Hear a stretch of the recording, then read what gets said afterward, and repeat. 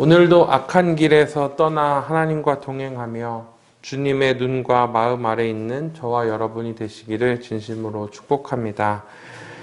오늘 우리가 읽은 역대하 7장의 본문은 솔로몬이 여호와의 성전과 왕궁 건축을 마치고 왕과 모든 백성이 여호와 앞에서 감사의 제사를 드린 뒤에 밤에 직접 하나님께서 솔로몬을 찾아오셔서 만나주시는 사건의 말씀입니다. 7장 전반부에 보면 솔로몬이 하나님께 드린 예배 가운데 불이 그곳에 임하여서 번제물과 제물을 사르며 여호와의 영광이 가득했음을 보여줍니다. 우리 7장 1절에서 3절 말씀을 제가 읽어드리도록 하겠습니다.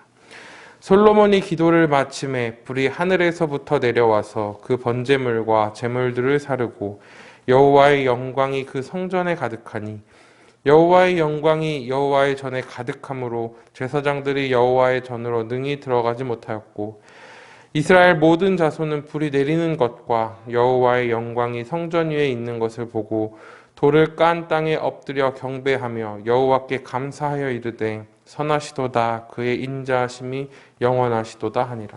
아멘.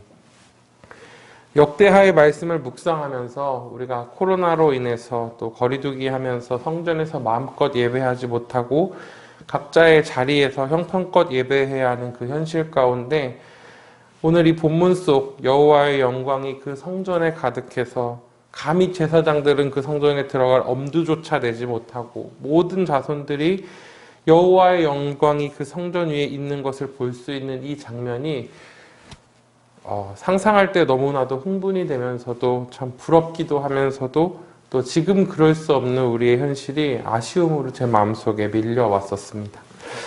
그러던 중에 16절 말씀에 내가 이미 이 성전을 택하여 거룩하게 하여 라는 말씀이 도전과 위로로 다가왔습니다. 물론 오늘 본문에서 하나님이 솔로몬에게 말씀하신 그 택하여 주신 성전은 솔로몬의 성전입니다. 그런데 우리가 예수님이 십자가에 죽으심으로 나의 속죄물이 되어주신 이후에 에베소서 2장 22절 말씀을 보면 너희도 성령 안에서 하나님이 거하실 처소가 되기 위하여 그리스도 예수 안에서 함께 지어져 가느니라 라고 말씀하시는 그 본문이 있거든요. 내가 집에서라도 아니면 어디서든지 정성껏 예배할 수만 있다면 그 자리가 바로 하나님이 임하시는 자리, 성령님이 뜨겁게 거하실 처소라는 그 말씀이 위로가 되었습니다.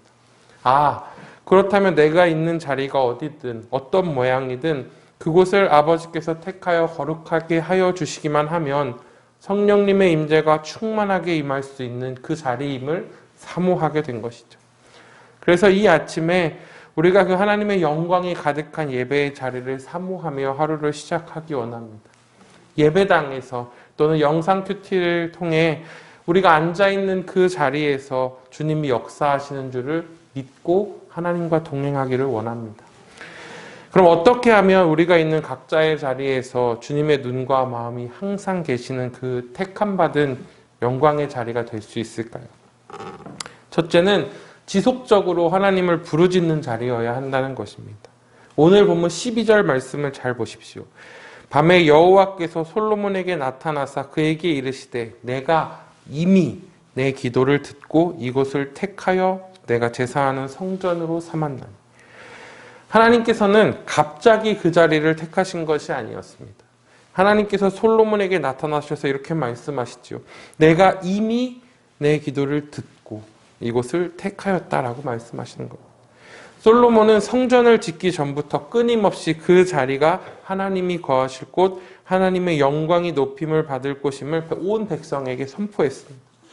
역대하 2장 6절 말씀을 보면 이 성전을 건축하기 전에 솔로몬이 백성들 앞에 이렇게 고백합니다.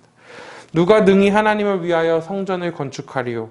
하늘과 하늘들의 하늘이라도 주를 용납하지 못하겠거늘 내가 누구이기에 어찌 능히 그를 위하여 성전을 건축하리요? 그 앞에 분향하려 할 따름입니다. 성전을 건축을 시작할 때도 건축이 끝난 뒤에도 언약궤를 성전에 옮길 때에도 솔로몬은 항상 그 자리에서 주님께 예배했습니다. 더 정확하게 말하면 솔로몬의 성전의 자리는 아브라함이 이삭을 바쳤던 자리, 다윗이 하나님께 회개의 제단을 쌓았던 바로 그 자리였습니다. 끊임없이 하나님을 부르짖던 예배의 자리였던 것입니다.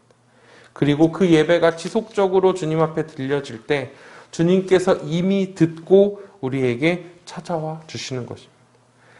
여러분, 내가 있는 자리가 주님이 오시는 예배의 자리가 되길 원한다면 내 삶 가운데 거하시는, 나의 마음 가운데 거하시는 예수님의 그 자리 가운데 항상 주님을 부르며 주님의 임재를 사모하며 주님을 찬양할 수 있는 저희가 되기를 원합니다.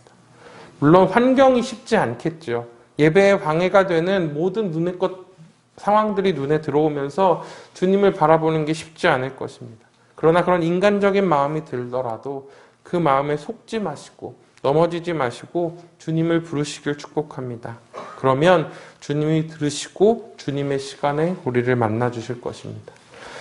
두 번째는 악한 길에서 떠나 회개하며 주님을 구해야 한다는 것입니다. 오늘 본문 14절에서 16절까지의 말씀을 다시 읽어드리겠습니다. 내 이름으로 일컫는 내 백성이 그들의 악한 길에서 떠나 스스로 낮추고 기도하여 내 얼굴을 찾으면 내가 하늘에서 듣고 그들의 죄를 사하고 그들의 땅을 고칠지라. 이제 이곳에서 하는 기도에 내가 눈을 들고 귀를 기울이리니 이는 내가 이미 이 성전을 택하고 거룩하게 하여 내 이름을 여기에 영원히 있게 하였습니다.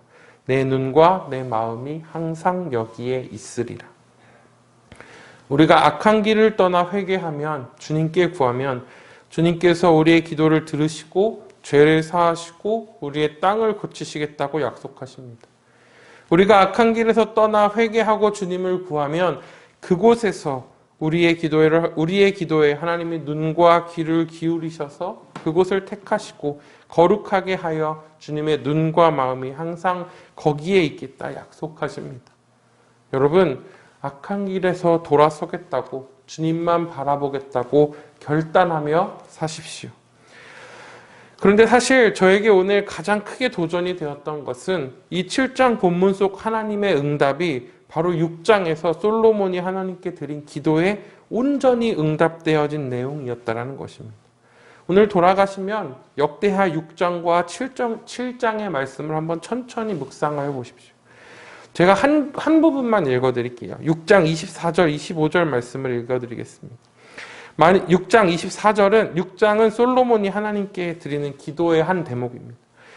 만일 주의 백성 이스라엘이 주께 범죄하여 적국 앞에 패하게 되므로 주의 이름을 인정하고 주께로 돌아와서 이 성전에서 주께 빌며 간구하거든 주는 하늘에서 들으시고 주의 백성 이스라엘의 죄를 사하시고 그들과 그들의 조상에게 주신 땅으로 돌아오게 하옵소서. 이것이 솔로몬이 하나님께 드린 기도의 내용이었습니다. 그리고 우리가 오늘 본문에 읽었던 7장의 말씀은 그 기도를 들으시고 응답하신 하나님의 반응이었습니다. 여러분, 도전되지 않으십니까? 내가 드린 기도를 하나님께서 그대로 응답하신다는 그 기쁨, 내가 드린 기도 내용 그대로 하나님께서 말씀하여 주신다는 그 은혜를 누리며 살아갈 때 우리의 삶이 얼마나 생명력 있겠습니까? 바라기는, 소망하기는 저도, 여러분도 그런 예배자, 그런 기도자가 되기를 축복합니다. 그래서 하나님과 늘 함께하며 예배하고 하나님께서 늘 기름 부으시는 삶을 사모하며 살기를 원합니다. 언제나 내가 부르짖는 곳에서 주님의 마음이 항상 함께 계시고 그대로 응답하셔서 늘 주님께 영광 돌리며 살아갈 수 있는 저와 여러분이 되시기를 축복합니다. 아멘.